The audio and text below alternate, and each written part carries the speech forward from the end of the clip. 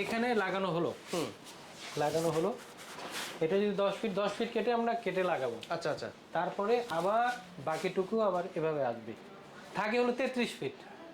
10 fit করে কাটলে 3 বারে আমাদের এই পুরো দেওয়ালটা কাভার হয়ে যাবে।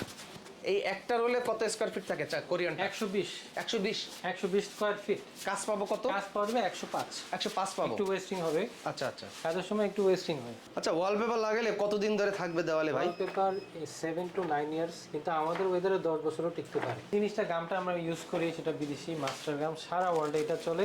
10 ফিট বাই 10 ফিট, তার মানে হলো প্রত্যেকটা দেওয়াল 10 ফিট লম্বা। 10 ফিট লম্বা, হ্যাঁ। 4 দেওয়াল এটা যদি হয় তাহলে 7 থেকে 8টা রোল লাগবে চাইনিজ। প্রতিটা 1700 টাকা করে হলে 8 রোলে লাগবে 14,600 টাকা। আর যদি 12 ফিট বাই 12 ফিট হয় তাহলে লাগবে 9টা রোল। আচ্ছা। তাহলে 15,300 চাইনিজটা। আর কোরিয়ানটা হলো প্রতি রুমে 3টা অথবা 4টা অথবা 5টা লাগে। 10 ফিট বাই 10 ফিটে 3টা, 12-12-তে 4টা, আর 12-14-তে হয়তো 5টা লাগবে। আচ্ছা। প্রতিটা 5,100। এই ক্ষেত্রে কোরিয়ান রোল দিয়ে 12-12 একটা রুম করতে লাগবে 20,400 টাকা। এই চায়না কোরিয়া যত ডিজাইন আছে সব ডিজাইন একই দাম, সেম প্রাইস, সারা বাংলাদেশে একই।